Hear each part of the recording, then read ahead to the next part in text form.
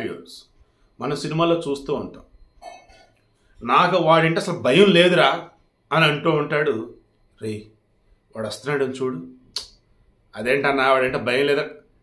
వాడంటే భయం లేదురా, కానీ వస్తాన్నాడు రా వాడు.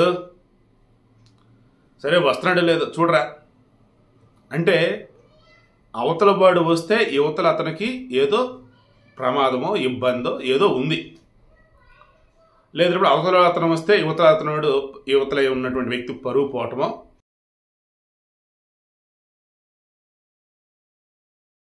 లేదన్నప్పుడు అతనే గొప్ప అన్నదో ఏదో తేలిపోయేది. దాంతో హడావుడి చేసే బయట మన సినిమాలో చూస్తూ ఉంటాం. వీళ్ళ పని వీళ్ళు చేసుకుంటూ పోరు. వీళ్ళు చేసేది పావల, మిగతా ముప్పావల వచ్చేసి అవతల వాళ్ళని తక్కువ చేసి మాట్లాడటానికి టైం పెడతా ఉంటారు. దానివల్ల ఏమైంది, తెలిసి తెలియకుండా కొంతమంది జనాలకు అర్థమైపోయింది, అరే వీడు ఇన్నిసార్లు అవతలోడి గురించి పదే పదే మాట్లాడుతున్నాడంటే మ్యాటర్ అర్థమైపోతుందిరా, అవతలోడు గిట్టాడు, ఇతనికన్నా గిట్టాడు, ఆ విషయం తనకు అర్థమైంది, మనకు అర్థం కాకూడదని చెప్పి ఇట్లా చేస్తున్నాం, బట్ మనకు అర్థమైపోయిందిరా అని చెప్పేసి అనుకుంటారు. ఇప్పుడు కూడా ఏండే మీ వైసీపీకి ప్రధాన ప్రతిపక్షం ఏదండే అని చెప్పి జనాలు అడుగుతూ ఉంటే టీడీపీ మాకు అని వాళ్ళు అంటారు. కానీ చంద్రబాబు మీద కానీ, లోకేష్ మీద కానీ, టీడీపీ మీద కానీ వైసీపీలో మాట్లాడుతున్న మాటలన్నీ అసలు ఒక్క సీటు కూడా గెలవలేదు, ఉన్న ఒక్క సీటు కూడా మా సైడే వచ్చని చెప్పేసి హడావుడి చేస్తూ 2 చోట్ల పోటీ చేస్తే 2 చోట్ల ఓడిపోయి పవన్ కళ్యాణ్ అని చెప్పేసి అంటూ కుదిరినప్పుడల్లా అతను తక్కువ చేసి మాట్లాడుతూ ఉంటారే. మరి ఆ పవన్ కళ్యాణ్ గురించే ఎక్కువ మాట్లాడతారు ఏంటండి మీరు అంటే సమాధానం ఉండదు. కానీ వాళ్ళకి తెలుసు, ఓరే బాబు సమస్యలు అతని వల్లే రా అని చెప్పేసి. ఎందుకు, ఏపీలో జనసేన గనక ఒంటరి గనక పోటీ చేస్తే ప్రభుత్వ వ్యతిరేక ఓటు చీలిపోయిద్ది.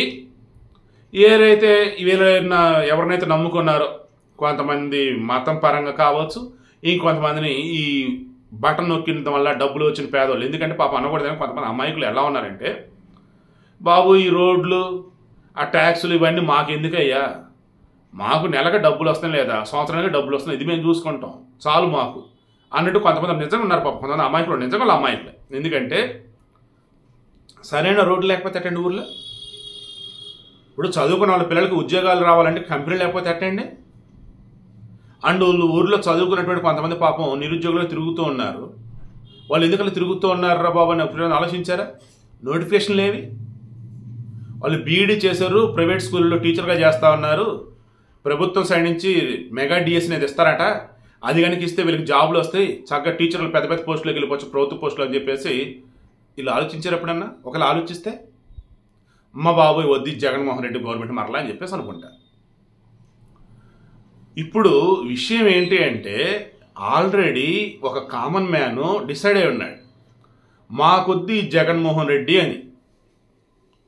మరలా జగన్మోహన్ రెడ్డి అని చెప్పేసి ప్రచారం చేస్తున్న మూమెంట్లో ఎందుకయ్యా ఈ జగన్మోహన్ రెడ్డి మాకు అని చెప్పేసి అదే సభలలో కొంతమంది ఎస్ గర్వంగా నేను చెప్తా జగన్మోహన్ రెడ్డి మాకు సీఎంగా కావాలని, ఎందుకంటే అధ్వానంగా మా ఊరు రోడ్లు ఉన్నాయి, ట్యాక్సులు ఎప్పుడు లేని విధంగా ట్యాక్సులు పెట్టారు, పన్నులు పెట్టారు.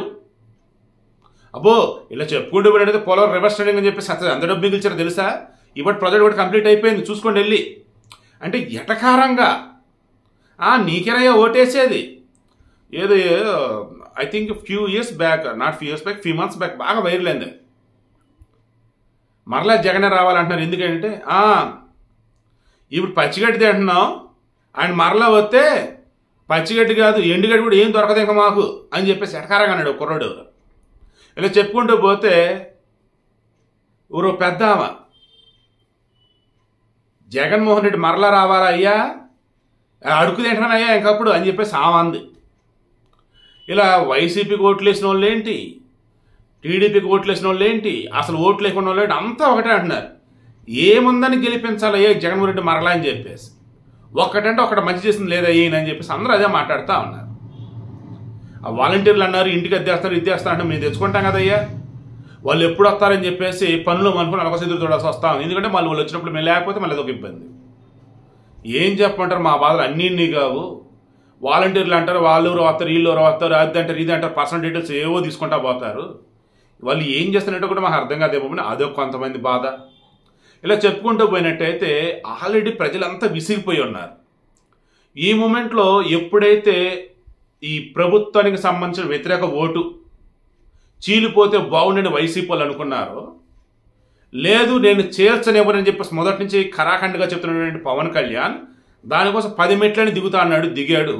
టీడీపీతో పొత్తన్నాడు, ప్రకటించాడు.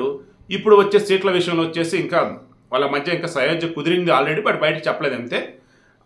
ఇంకా అఫీషియల్ వేలో ఇది ఇంతమందికి సీట్లు అని చెప్పేసి క్యాంపెయిన్కి వెళ్ళిపోవడమే. ఇంక ఇప్పుడు వైసీపీ పని ఏంటి అసలు? ఇప్పటికీ ఏదో ఒక విధంగా జనసేన టీడీపీ మధ్య చిచ్చు పెట్టాలి. ఇప్పటికీ ఏదో ఒక విధంగా పవన్ కళ్యాణ్ తప్పుగా చూపించాలి. అది టీడీపీ తప్పుగా చూపించినా ఓకే, జనాన్ని తప్పుగా చూపించినా ఓకే. ఎందుకు? జనసేన ఓట్లు కనుక టీడీపీకి యాడ్ అయితే వైసీపీకి అడ్రస్ ఉండదు. అదే వీళ్ళ భయం. దానికోసం ఈరోజు మరి ఆయన అంబటి రాంబాబు నీటిపారుదల శాఖ మంత్రి, అసలు ఆయన మంత్రి పదవి ఉందో లేదో నాకు అర్థం కావట్లేదు. ఎందుకంటే సినిమా కలెక్షన్లు ఎంతో చెప్తాడు, సినిమా బాగుంది లేదో రివ్యూలు చెప్తాడు, ఇంకా అసలు ఎవరెవరు ఏదో మాట దానికి సంబంధించి మాట్లాడుతుంటారు. నీటిపారుదల శాఖ ప్రాజెక్టులకు సంబంధించి ఎన్ని కంప్లీట్ అయినాయి అండ్ ఎన్ని ప్రాజెక్టులో నీళ్లు ఎంత ఉన్నాయి ఏంటి ఈ లెక్క చెప్పడం ఆయన. అదేమంటే ఇంకెందుకులేండి, ఇంక 1.25 లక్షలు వస్తాయి ఆయన టాపిక్లు అన్నప్పుడు. ఇప్పుడు ఏమంటున్నాడు పవన్ కళ్యాణ్? ఏమన్నాడు? టీడీపీ జనసేన పోతే కనీసం ఒక 10 సంవత్సరాలైనా ఉండాలి, అప్పుడే ఏపీలో సుస్థిరమైనటువంటి పరిపాలన అందించగలుగుతాం, ప్రజలకు చేయాల్సిన మేలు చేయగలుగుతాం అని చెప్పేసి ఆయన క్లారిటీగా ఆయన ఉంటే, టీడీపీతో 10 సంవత్సరాలు ఉంటాడంట.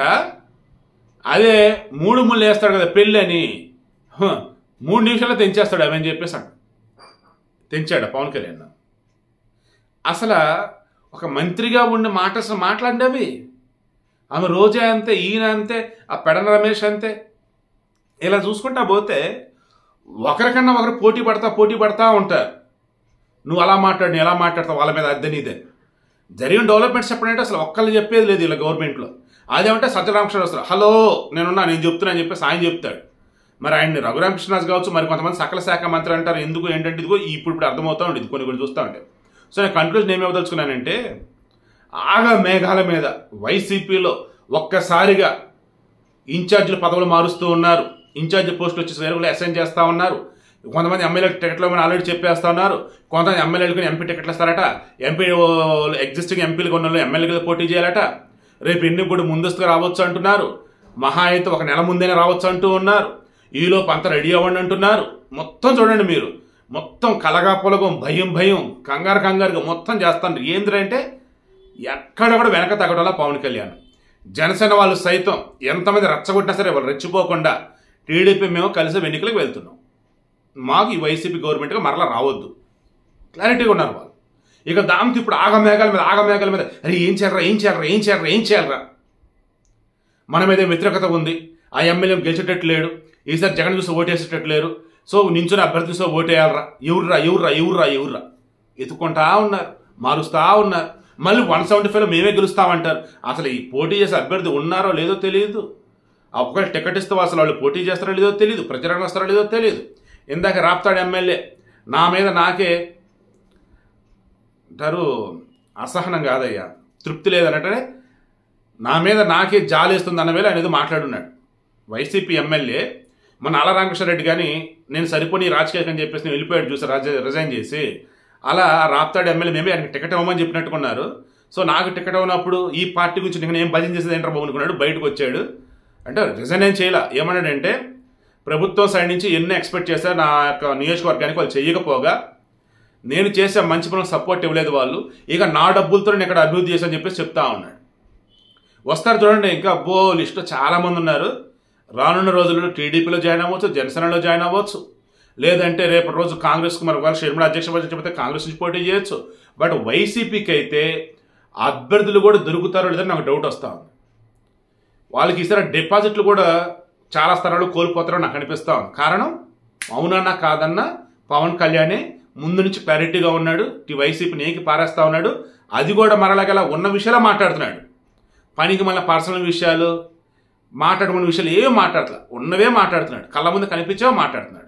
Mega DSC, job calendar, Polavaram సంబంధించి, మధ్య పనిషన్కి సంబంధించి, రోడ్లు, అబ్బే వీటికి సంబంధించి మాట్లాడనే బాగుంటే వైసీపీ వాళ్ళు మాట్లాడు, బట్ వీళ్ళు మాట్లాడుతున్నారు. ఆ జనాలకు అర్థమవుతా ఉంది. ఏది మనకు కావాలనేది ప్రతిపక్షాలు తెలుస్తుంది, వీళ్ళకి అధికార పక్షం వాళ్ళకి తెలియట్లా, ఇంకోసారి వీళ్ళకి అధికారం ఇవ్వద్దురా బాబు అని చెప్పేసి. నేను చెప్పింది అవునా కదా, మీరే క్రాస్ చెక్ చేసుకోండి.